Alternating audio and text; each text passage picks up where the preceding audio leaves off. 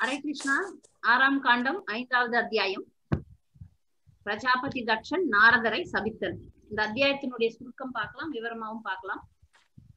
சென்ற அத்தியாயத்துல பிரஜாபதி தக்ஷன் கடும் தவம் இருந்து பகவானை சந்திக்கிறான். பகவான் அவனை இந்த உலகத்துல நிறைய ஜனத்தொகையை பெருக்குவதற்காக ஆசீர்வாதம் தந்து மறைகிறார். அதான் பார்த்தோம்.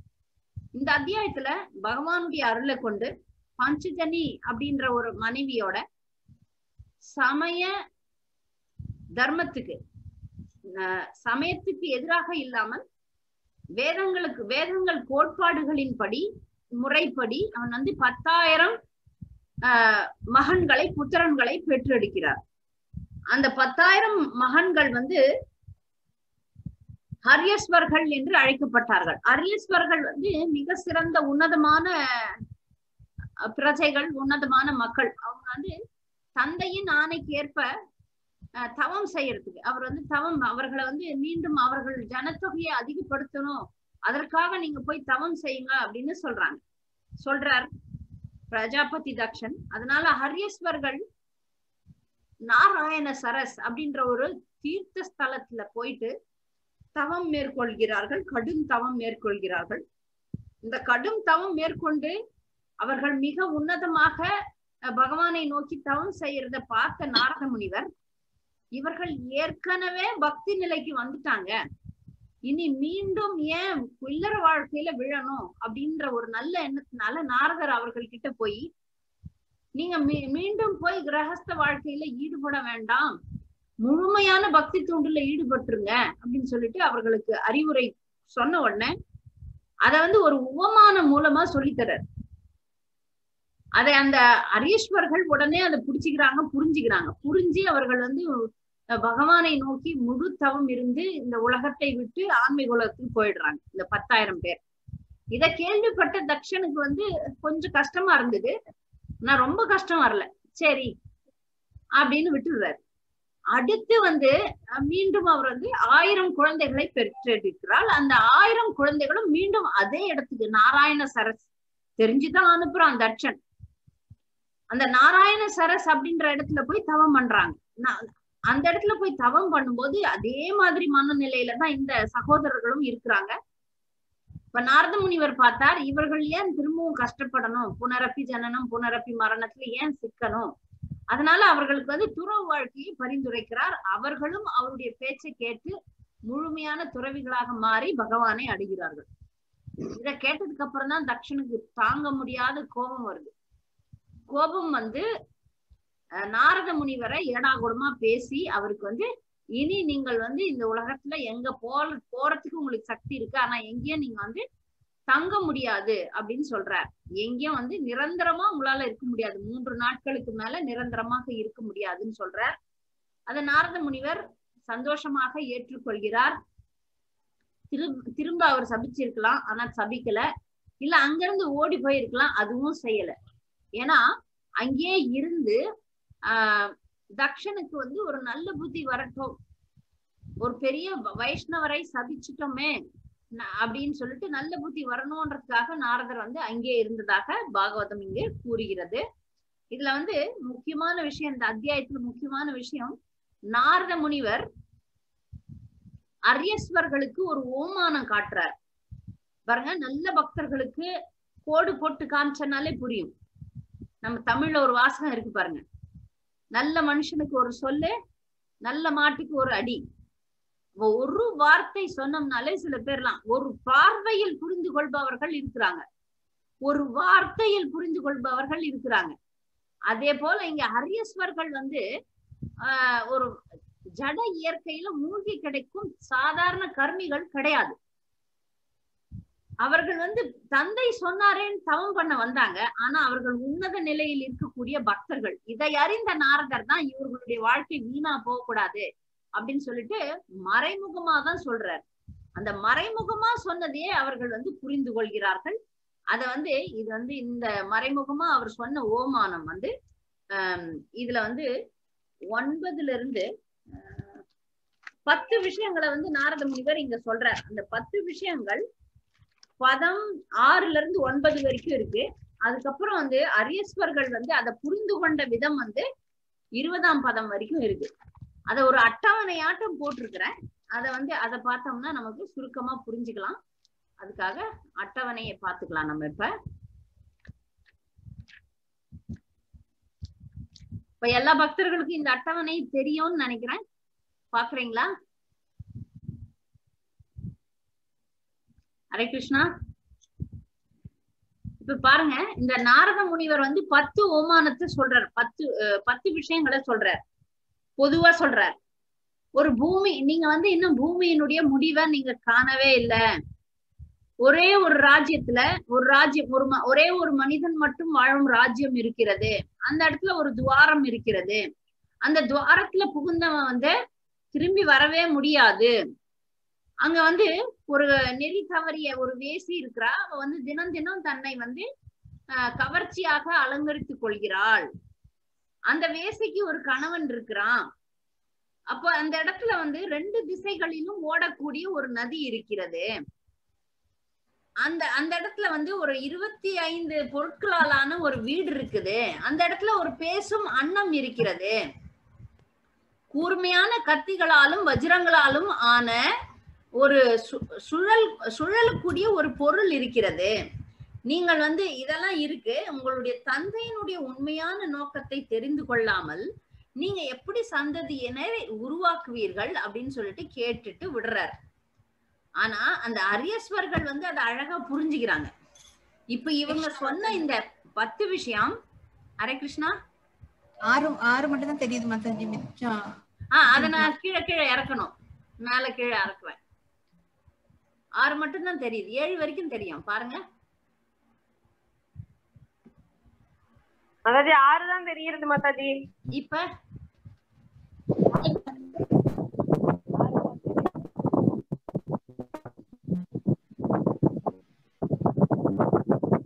அது 7, 8 வரும்போது நான் வந்து உங்களுக்கு மேல தூக்கி காட்டுறேன்.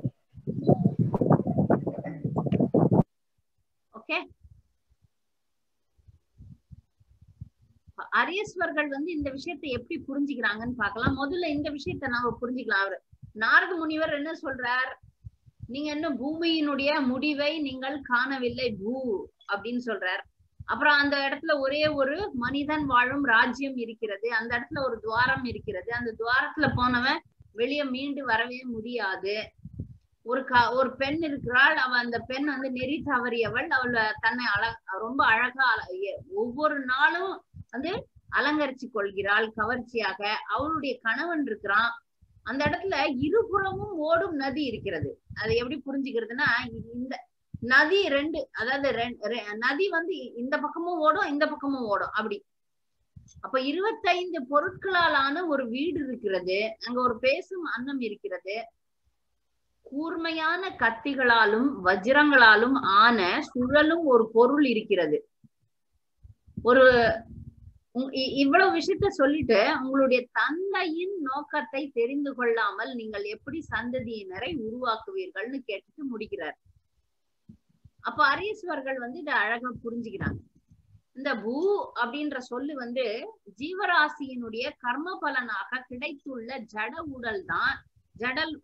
இந்த செயற்களம் தான் இந்த பூமியின் முடிவுன்னு சொல்லப்படுற அந்த விஷயம். இந்த உடல் தான் வந்து நமக்கு கர்ம பலனால கொடுக்கப்பட்டது. இதுதான் செயற்களம் அப்படின்னு புரிஞ்சுக்கிறாங்க.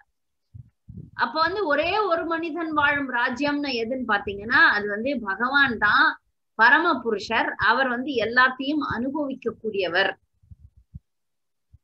ஒரு துவாரம் உள்ளது, அதில் புகுந்தவன் வெளியே வர முடியாதுன்னா 2 விஷயம் சொல்லுது. யார் ஒருவர் பக்தி செய்யாம பாவிகளாக இருக்கிறார்களோ அவங்க எல்லாம் பாதாள லோகத்துக்கு போயிடுவாங்க. பாதாள லோகத்துக்கு போனவங்க, அத பீல சொர்க்கம்னு சொல்றோம் இல்லையா, அங்க இருந்து வெளியே வர்றது ரொம்ப கஷ்டம். இன்னொருத்தன் பக்தி தொண்டு செய்து, முழுமையாக பக்தி தொண்டு செய்து ஆன்மீக உலகமாகிய வைகுண்டத்துக்கு போயிட்டான்னா அவன் அங்க போயிட்டும் திரும்பி வர்றதில்லை.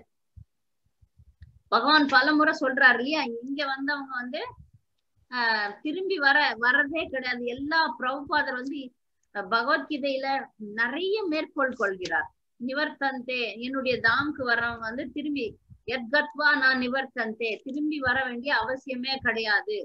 மேல வர்றவங்க, பகவான் கிட்ட வர்றவங்க திரும்பி வரதே கிடையாது. அந்த மாதிரி சொல்றாரு. அப்ப வைகுண்டத்துக்கு போனாலும் சரி, நரகத்துக்கு போனாலும் திரும்பி வரதில்லை. அததான் அந்த துவாரமா சொல்லப்படுது. இந்த நெறி தவறிய பெண் யாருன்னு பாத்தீங்கன்னா, ஒரு மனிதனுக்குள்ளயும் ஒரு புத்தி இருக்கு. அந்த புத்தி எப்ப ரஜோகுணத்தோட சேர்ந்துச்சுன்னா அது வேசி மாதிரி ஆயிடும். இது ரொம்ப அழகா பிரபுபாதர் விளக்குறார் பொருளுரையில எல்லாம். மனிதனுடைய புத்தி பாருங்களேன், ஒரே விஷயத்துல லைக்காது. அந்த பௌதிகவாதிகளுடைய புத்தி பாருங்க, பல விதமாக அலைகழிக்கப்படுகிறது. ஒரே விஷயத்துல அவங்களால கவனம் செலுத்தவே முடியாது. அந்த புத்தின்றது வந்து இங்க ஓடும், அங்க ஓடும், அங்க ஓடும், இங்க ஓடும், இதை செய்யலாமா, அதை செய்யலாமா, அதை அனுபவிக்கலாமா, இதை அனுபவிக்கலாமான்ற மாறி மாறி மாறி மாறி இருக்கக்கூடியதான் வந்து இங்க வேசியாக சொல்லப்படுது. ஒரு வேசி எப்படி ஒரு நிலையா ஒரு கணவன் கிட்ட இருக்க மாட்டாவா, அதே போல நிலையற்ற ஒரு புத்தி இருக்கு பாருங்க, அது பகவான் கிட்ட லைக்காது. நிலையற்ற புத்தி வந்து எங்கன்னா எதை தேடி ஓடுமோ எங்கேயாவது ஓடிட்டே இருக்கும். புலனின்பத்தை நோக்கியே ஓடிக்கொண்டிருக்கிற அந்த புத்தியதான் வேசின்னு சொல்லப்படுது. அந்த வேசியினுடைய கணவன் யாரு? ஜீவாத்மா. அந்த புத்தியை கொண்டவன் யாரு? ஜீவாத்மா. அந்த ஜீவன் தன்னுடைய நிலையற்ற புத்தியினால தன்னுடைய சுதந்திரத்தை இழந்து பௌதிக வாழ்க்கையை நீட்டுகிறான். யார் ஒரு வேசியினோட வாழக்கூடிய ஒரு மனிதன் அவளுக்கு அடிமைப்பட்டு அவளோட வாழறான். அதே போல இந்த பௌதிகமான புத்தி, நிலையற்ற புத்தியை கொண்ட மனிதன் இந்த உலகத்துல தன்னுடைய சுதந்திரத்தை இழந்து விடுகிறான். பௌதிக வாழ்க்கை மீண்டும் மீண்டும் மீண்டும் மீண்டும் வந்து போக வேண்டியதுதான். அப்ப அங்க இரு திசைகளிலும் ஓடும் ஒரு நதி இருக்கிறது அப்படின்னு நம்ம பாக்குறோமே, அது என்ன சொல்லுதுன்னா, இந்த உலகம் வந்து மீண்டும் மீண்டும் படைக்கப்படுகிறது, அழிக்கப்படுகிறது. ரெண்டு வகையில செயல்படுது இந்த உலகம். ஜட இயற்கை 2 வழிகளில் செயல்படுகிறது, படைக்கப்படுகிறது, அழிக்கப்படுகிறது. அப்ப நதி இப்படியும் ஓடுது, இப்படியும் ஓடுது. அப்படி ஒரு வித்தியாசமான நதி. அந்த நதியில விழுந்தவன் வெளியே கரை ஏற முடியாது. ஏன்னா அந்த கரை ஓரங்கள்ல வந்து அலைகள் வந்து இன்னும் வேகமாக இருக்கிறது. அதனால அவன் வந்து தப்பிச்சு போக முடியாது. அப்படியாக அந்த நதியில விழுந்தவன் சிக்கிக் கொள்கிறான். அடுத்து அந்த இடத்துல ஒரு 25 பொருட்களால் ஆன ஒரு வீடு இருக்கிறது அப்படின்றது இந்த உலகத்தை தான் சொல்லுது.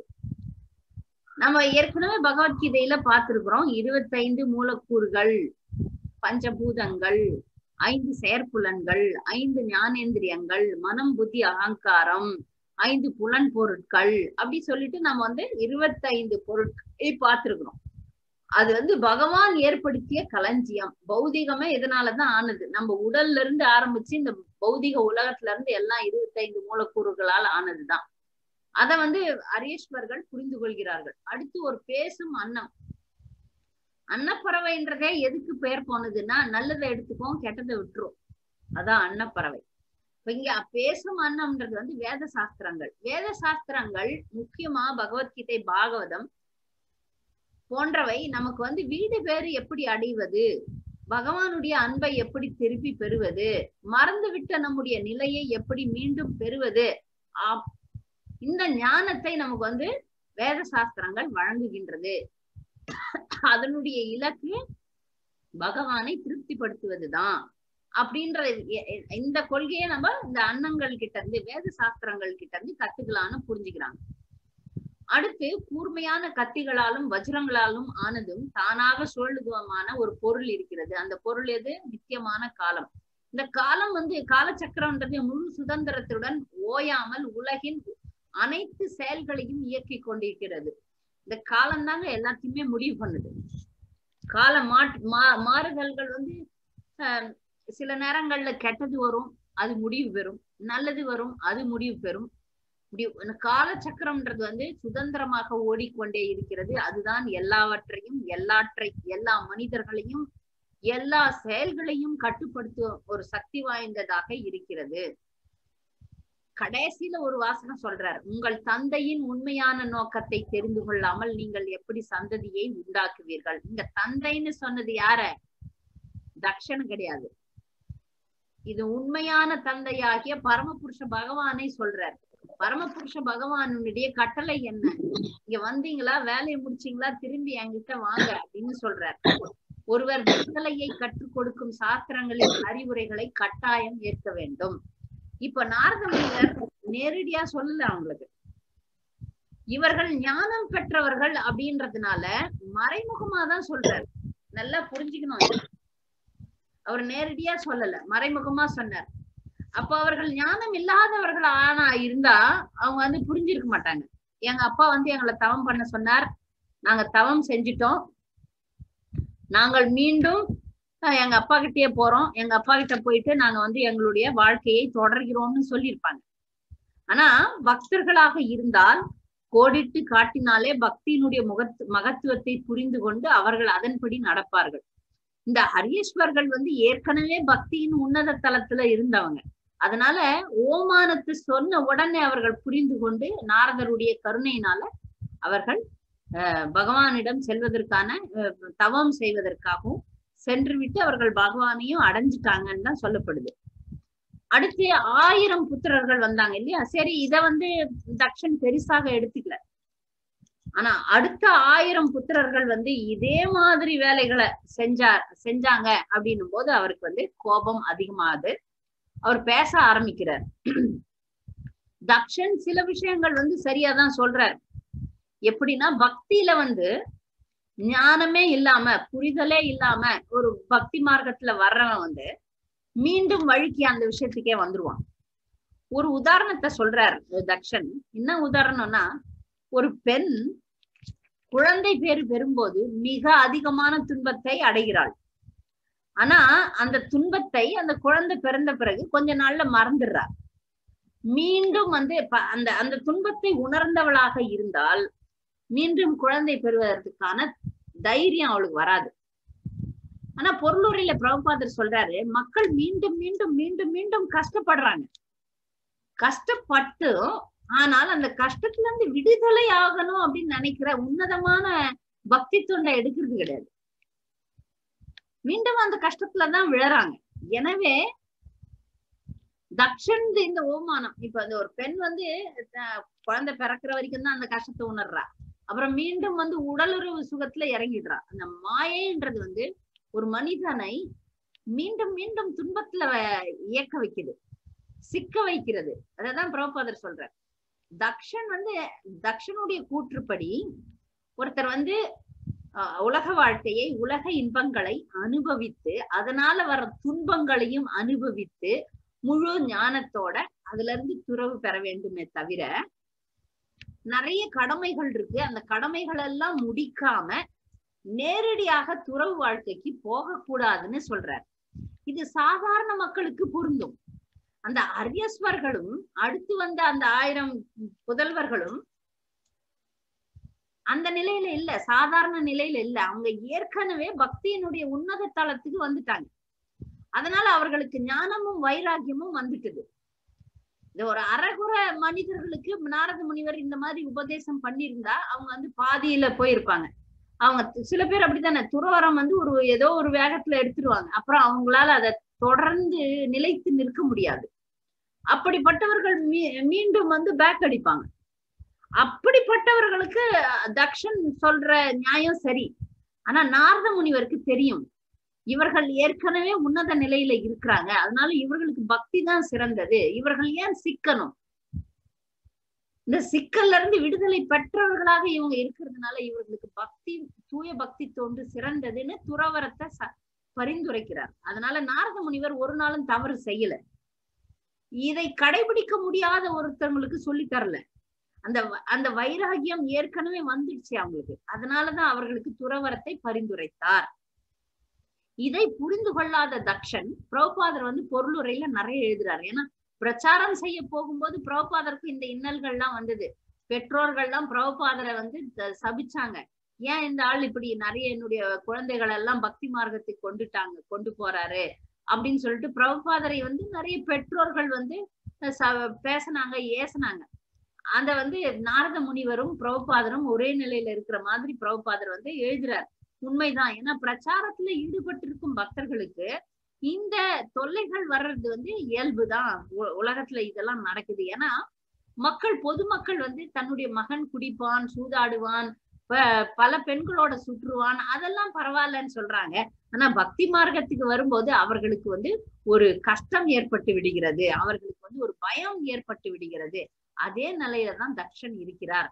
தக்ஷனுக்கு வந்து இனப்பெருக்கம் செய்யணும் அப்படின்ற பலநோக்கு செயல்ல தான் அவர் ஈடுபடணும்னு நினைக்கிறாரே தவிர, தூய பக்தி செய்து என் மகன்கள் வந்து விடுதலை பெற்று விட்டார்களே என்ற சந்தோஷம் புரியல. ஏன்னா தக்ஷனும் வந்து ஒரு கருமிதான் அப்படின்னு சொல்லிட்டு பிரபுபாதர் எழுதுறார்.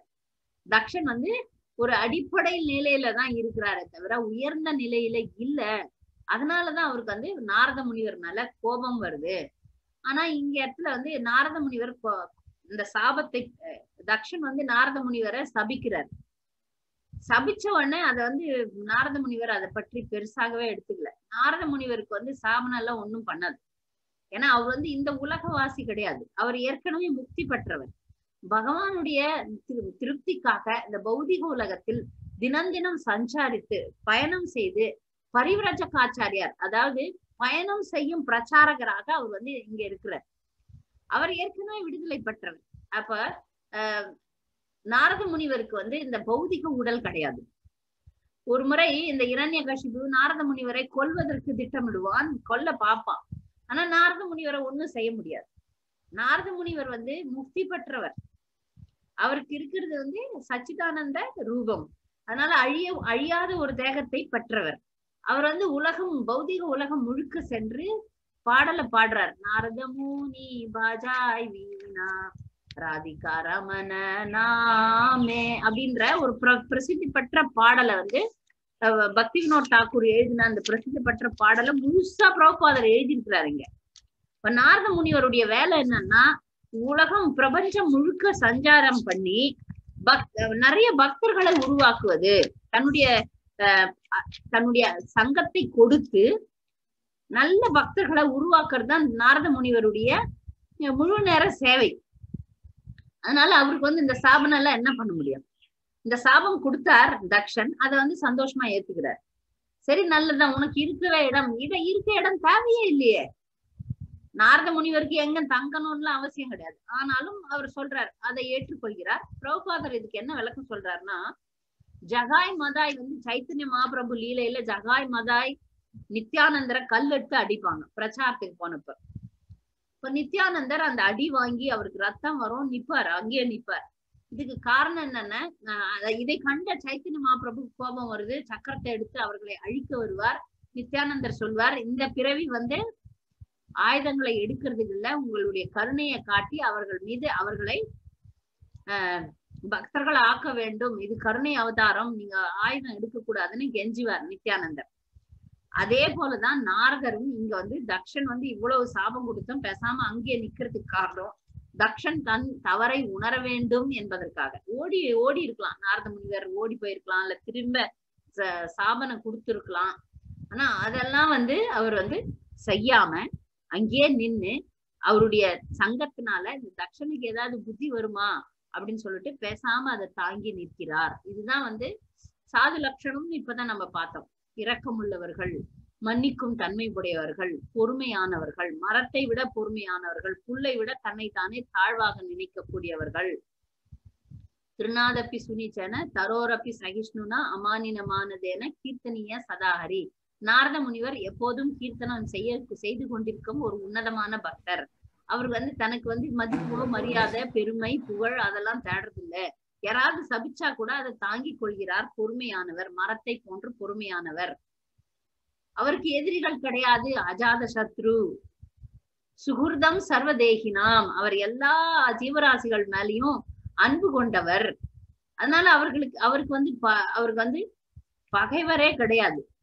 அந்த மாதிரி உன்னத நிலையில இருக்கக்கூடியவராக இருந்ததுனால அவருக்கு கோபம் வரல. இது பகவானுடைய ஏற்பாடு. நான் ஒரு இடத்துல இல்லைன்னா நல்லதுதான், நான் பிரச்சாரம் செய்து கொண்டு பயணித்து கொண்டே இருப்பேன் அப்படின்னு சொல்லிட்டு அவர் வந்து அந்த சாபத்தை ஏற்றுக்கொள்கிறார். அதன் மூலம் தக்ஷனையும் ஆசிர்வதிக்கிறார், தண்டிக்கல, ஆசிர்வதிக்கிறார். இதுதான் இந்த அத்தியாயம். இதுல வந்து நிறைய ஆழ்ந்த கருத்துக்களை பிரபுபாதர் கொடுத்திருக்கிறார். தயவுசெய்து பொருளுரையை படிக்கவும். சுருக்கமாக நம்ம வந்து வகுப்பை முடிச்சிட்டோம். கேள்விகளை எழுதிட்டேன். உங்களுடைய சந்தேகங்களை நீங்க இப்பவும் கேட்கலாம், அடுத்த வாரமும் கேட்கலாம்.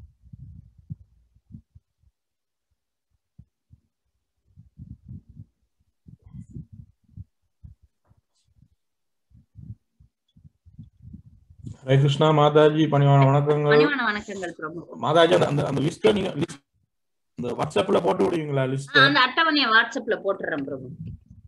அந்த முதல் சாரி அட்டவணை. ஆமா, நன்றி மாதாஜி. வேற யாராவது கேள்விகள்?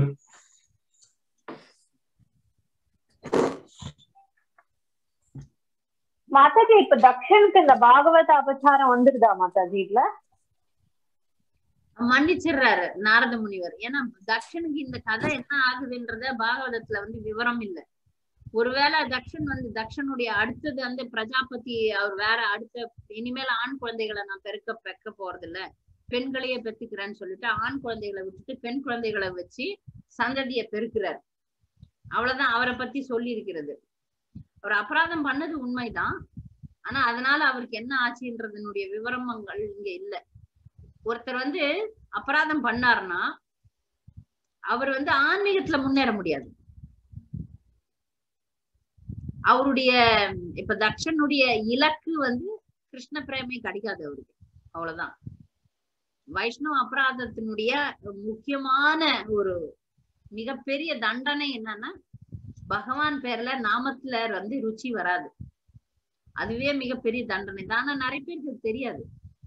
வைஷ்ணவ அபராதம் செய்து கொண்டிருக்கும் நிறைய பேருக்கு நான் நல்லதானே இருக்கிறேன், நல்லதானே ஜெபம் பண்றேன், நான் நல்லதானே எல்லாமே பண்றேன். இப்போ ஒரு அபச்சாரம் பண்ணாங்கன்னா உடனடியா இப்ப நம்ம அம்பரீஷ் மகாராஜருடைய கதையில பாக்குறோம் இல்லையா, துர்வாச முனிவர் அவரை வந்து அபராதம் பண்ணுவார். உடனே துர்வாச முனிவரை கொல்ல வருவார். அப்ப வந்து உடனே சக்கரம் வந்து துர்வாச முனிவரை திருத்தும். இந்த மாதிரி உடனடி விளைவுகளை பார்க்காத பக்தர்கள் என்ன நினைச்சுப்பாங்க, நான் ஒன்னும் வைஷ்ணவ அபராதம் பண்ணல, நான் நல்லாதானே இருக்கிறேன் அப்படின்னு நினைப்பாங்க. ஆனா அவர்களுக்கு வந்து கிருஷ்ணருடைய அன்பு, அந்த பக்தி நாம ருச்சியே கிடைக்காது. அவர்களுடைய ஐஸ்வர்யம் ஒருவேளை இருக்கலாம், அவர்கள் முன் ஜென்மத்துல பண்ண புண்ணியத்தினுடைய காரணத்தினால அவங்க பணக்காரர்களாக இருக்கலாம், நல்ல ஆரோக்கியம் இருக்கலாம், இதெல்லாம் இருக்கலாம். பொதுவா மக்களுக்கு இதுல எதனா பங்கம் வந்தாதான் பயம் வரும். ஆனா அவங்களுக்கு பக்தியில நாமத்திலேயே ருச்சி வராது, பக்தியில முன்னேற்றம் வராது. இதுதான் மிகப்பெரிய தண்டனை. இது மிகப்பெரிய தண்டனைன்றதே உணரலன்னா அவர்கள் வந்து பக்தியினுடைய தளத்துக்கு வரல.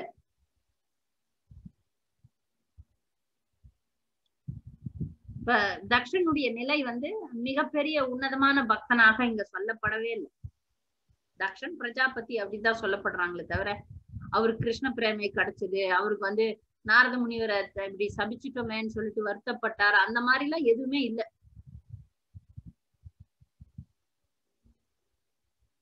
முன்ன வந்து அவரு சிவபெருமானை தண்டிச்சதுக்கு ஆடா போயிட்டாரு, ஆட்டுத்தலை வைக்கப்பட்டது. அதுக்கப்புறம் இவ்வளவு பிறவிகள் கிடைச்சு திரும்பவும் அவர் தட்சணாத்தான் வந்தார். தட்சணா வந்தார், திரும்பியும் வந்து அவரு ஜனத்தொகை பெருக்குவதில் தான் ஈடுபட்டு இருக்கிற மாதிரி காட்டுறாங்களே தவிர, உதாரணமா நம்ம வந்து அஜாமில் கதை படிச்சோம். அதுல அஜாமில் பகவானுடைய ஆன்மீக உலகத்துக்கு போனார். அப்புறம் பரத மகாராஜர் கதை படிச்சோம். அதுல பரத மகாராஜர் மானாக பிறந்து கஷ்டப்பட்டு அதுக்கப்புறம் ஜடபரதராக மாறி பகவானை அடைந்தார்னு பார்த்தோம். அந்த மாதிரி எல்லாம் தக்ஷனுடைய வாழ்க்கையில இல்லை. ஒருவேளை இங்கேயே பிரஜாபதியாக இருக்கிறாரோ என்னவோ தெரியல. அதுவே தண்டனை தான், இந்த உலகத்துல வாழறதே தண்டனை தான். ஹரே கிருஷ்ண மாதாஜி. ஹரே கிருஷ்ணா ப்ரோ. நீங்க சொன்னீங்க தட்சன் வந்து முற்பிறப்புல வந்து சிவனோட சண்டை இது பண்ணி வந்தாருன்னு. உமாதேவியார் வந்து மகளா பிறந்த அந்த தட்சன் தானா? ஆமா. அப்ப அந்த பகவான் வந்து உமாதேவியார வந்து இந்த அவரை அந்த அக்கினி குண்டத்துல எரிஞ்ச போது சிவன் தூக்கி, அது வந்து உமாதேவி கிடையாது, அந்த பிறவில அந்த அம்மா பேரு சதி. சரி. அவங்களோட அந்த சக்கரத்தால அவங்கள பல துண்டுகளா வெட்டி சேத்திரங்களாக இப்ப இந்தியாவில் இருக்கிற அந்த தன்மை தானே? அதா இல்ல? அதேதான் அந்த சத்தியனுடைய அப்பா தான் தக்ஷன். அந்த பிறவியில வந்து அந்த யஜ்யத்தை வந்து வீரபத்ரன் வந்து சிவனுடைய அந்த பூதகணம் வந்து தும்சம் பண்ணிட்டு தக்ஷனுடைய தலையை வெட்டிடுறாங்க. அந்த யஜ்யத்திலேயே தக்ஷனுடைய உயிர் போயிடுது. ஆனா அந்த மேல் உலகத்துல பிரம்மா இவங்க விஷ்ணு எல்லாரும் சேர்ந்து தக்ஷன் அப்படி விட முடியாதுன்னு சொல்லிட்டு ஆட்டு தலையை வச்சிடுறாங்க. ஆட்டு தலையை வச்சு அப்புறமா எல்லாரும் சமாதானம் ஆயிடுறாங்க. அதுக்கப்புறம் வந்து தக்ஷனுடைய வாழ்க்கை அதுல முடிஞ்சு போகுது. அதுக்கப்புறம் வந்து 6 மனுக்கள் கடந்த பிறகு இங்க 6வது மனு வாழ்க்கையில திரும்பியும் தக்ஷனா வராரு. அங்க வந்து சதி வந்து அந்த உடலை விட்டதுக்கு அப்புறம் இமயமலையினுடைய மகளாக பார்வதியாக மீண்டும் அவதரிக்கிறாள். அது வேற. அந்த ஒரு பிறவியில தக்ஷனுடைய மகளாக சதி பிறக்கிறார். ஆகூதி பிரசுத்தி அந்த அந்த சொல்றோம் இல்லையா, அந்த 3 பேர் வந்து 3 பிரஜாபதிகளை மணந்து அதுல ஒருத்தருக்கு இந்த அம்மா மகளா பிறக்கிறார். 12 மகளோ 18 மகளோ அதுல வந்து சதி ஒரு மகள். ஆனா சதி வந்து சிவபெருமானை திருமணம் செய்தப்ப அவ வந்து இளம் வயசுக்கு கூட வராத பெண் அவள். அவளை வந்து ஆனா தக்ஷனுக்கு வந்து விருப்பம் கிடையாது சிவபெருமானுக்கு திருமணம் செய்து கொடுக்க. ஆனா தக்ஷன் வந்து ஒரு பக்தன் தான், ஆனா வந்து பௌதிகமானவர். சிவபெருமானுடைய உன்னத நிலையை புரிந்து கொள்ள முடியாதவரா இருந்தார். அதே போலதான் இங்கேயும் நடந்துக்கிறார். அங்க எப்படி இருந்தாரோ அதே மாதிரிதான் இங்கே இருக்கிறார். அவர் தவம் பண்ணது வந்து கிருஷ்ண பிரேமையை அடைவதற்கு இல்ல, உலகத்துல ஜனத்தொகையை பெருக்குவதற்கு. எப்பவும் மேலேயே ஒரு தேவனாக இருக்கலாம் அவரு. ஆனா அவர் பக்தனாக ஒரு தூய பக்தனாக மாறினாரான்றதுக்கு விளக்கமே இல்லை பாகவதம்ல.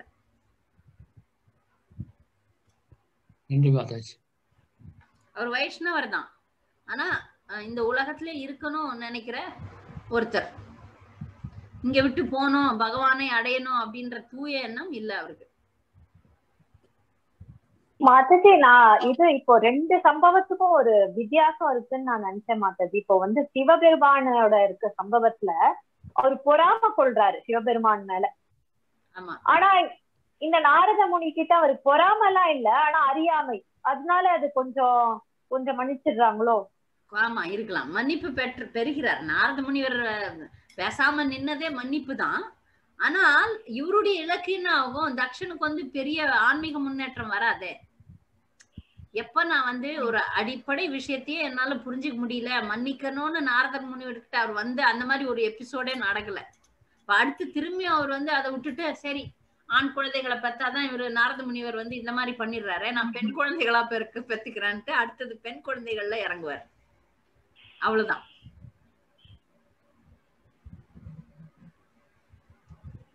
நன்றி மாதாஜி. இப்ப நல்லது பண்ண நாரத முனிவருக்கு சாபம் கொடுத்துட்டாரு. ஆமா, ஆனா அது சாபம் பக்தரை என்ன பண்ண முடியும்? நாரத முனிவர் அந்த சாபம் ஒண்ணுமே பண்ண முடியாது. அவர் நல்லதாதான் எடுத்துக்கினாரு. நீ எந்த இடத்துலயும் ஒரு குறிப்பிட்ட நாளுக்கு மேல தங்க முடியாது, நல்லதுதான். உனக்கு இருக்கிற இடம் இருக்காது, அவருக்கு இருக்க வேண்டிய இடமே தேவையில்லையே. நாரத முனிவருக்கு என்ன வீடு பங்களா அதெல்லாம் தேவையா என்ன? அவர் நினைத்த இடத்தில் சந்தரிக்கக்கூடிய சக்தி படைத்தவர்.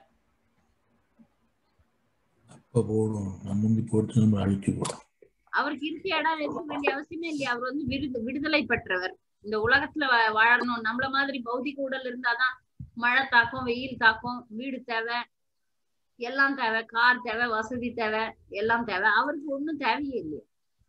அதனால அந்த சாபம் அவரை ஒண்ணும் பண்ணாது. அதனால அவர் சந்தோஷமா அதை ஏத்துக்கிறார் நாரத முனிவர். திரும்பவும் சபிக்கல, அவரை சபிக்கல, எதுவுமே பண்ணல. அதை அப்படியே நியூட்ரல் ஆக்குறாங்க. ஆனா இதனுடைய விளைவு என்னன்னா அவருக்கு வந்து தூய பக்தி கிடைக்காது. தக்ஷனுக்கு வந்து தூய பக்தி கிடைக்கிறதுக்கான வாய்ப்பே கிடையாது. நாரதர் போன்ற தூய பக்தர்களை சந்தித்தும் தூய பக்தி பெறாமல் இருக்கிறது எவ்வளவு ஒரு அபாகிய நிலை இல்லையா? இப்ப பிரபுபாதரை பார்த்த பக்தர்கள் பக்திக்கு எடுக்காம, நான் இங்க மாயாப்பூர்ல ஒருத்தர் இருக்கிறாரு, ஒரு பெங்காலி. ஆனா பிரபுபாதரை பார்த்தேன், நான் பிரபுபாதர் கூட மார்னிங் வாக் போனேன், அது இதுன்னு சொல்றாரு. ஆனா கடைசியில அவர் சொல்றாரு, நான் வந்து என்கிட்ட சில தீய பழக்கங்கள்லாம் இருக்கு அப்படின்றார். பிரபுபாதரை பார்த்தே தீய பழக்கங்களை நான் தொடர்கிறேன்னு சொல்றது எவ்வளவு பெரிய அபாயகிய நிலை.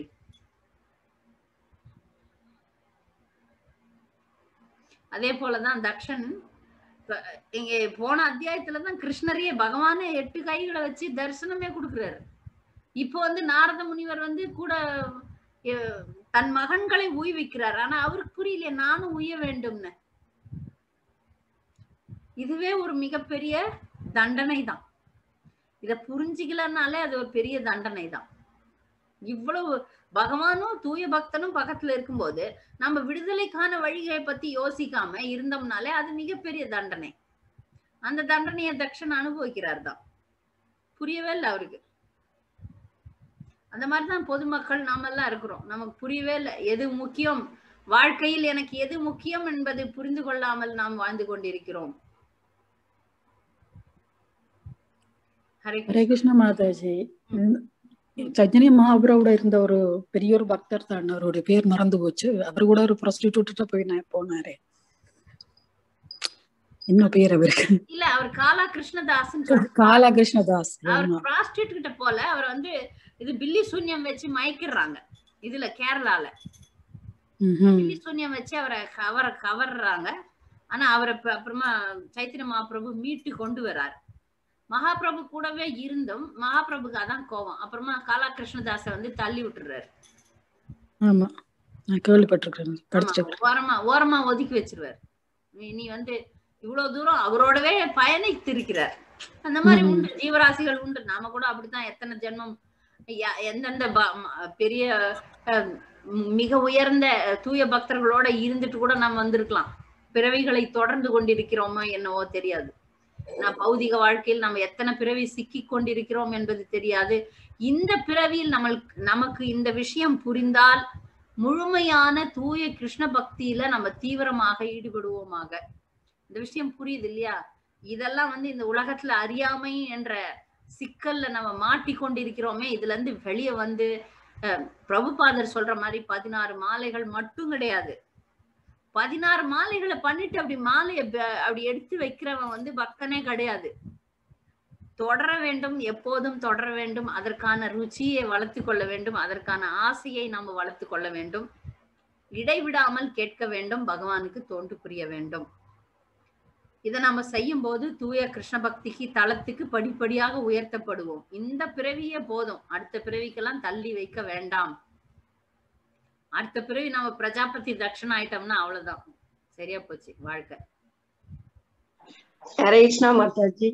இந்த கதையில நம்ம பிரஜாபதி தட்சனை உதாரணமா எடுத்துக்காம அவரோட பையன்களை உதாரணமா எடுத்துக்கலாம் இல்லையா மாதாஜி? பையன்களை தான், மகன்களை தான் உதாரணமா எடுத்துக்கணும். உதாரணமா தக்ஷன் எல்லா சக்தியும் இருக்குது, கடவுளையே நேர்ல பார்த்துட்டு நான் பக்தி மார்க்கத்துக்கு வரல, நான் இனப்பெருக்கமே செய்யறேன்றாரு. ஆனா இப்ப பாருங்க, பகவானுடைய ஏற்பாடு எப்படின்னா, யாருக்கு என்ன ஆசையோ அந்த வேலையில அவர்களை ஈடுபடுத்துறாரு. பிரஜாபதி தக்ஷனுக்கு உலகத்துல ஜனத்தொகையை பெருக்க வேண்டும்ன்ற வேலையில இறங்குறாரு. அதனால அதுல அவரை இறக்கிட்டாரு. ஆனா நாங்கெல்லாம் இதுல இறங்க மாட்டோம், நாங்க உன்னை அடைகிறோம்னு 10,000 பேர் சொன்னாங்க இல்லையா, வாங்கன்னு கூப்பிட்டுக்கிட்டாரு பையன்கள். நாம அந்த மாதிரி ஆயிடலாம். அந்த மாதிரி அந்த 2 உதாரணம் இந்த கதையில எப்படி இருக்க கூடாது, எப்படி இருக்கணும். ஹரே கிருஷ்ணா. ஹரே கிருஷ்ணா. நன்றி.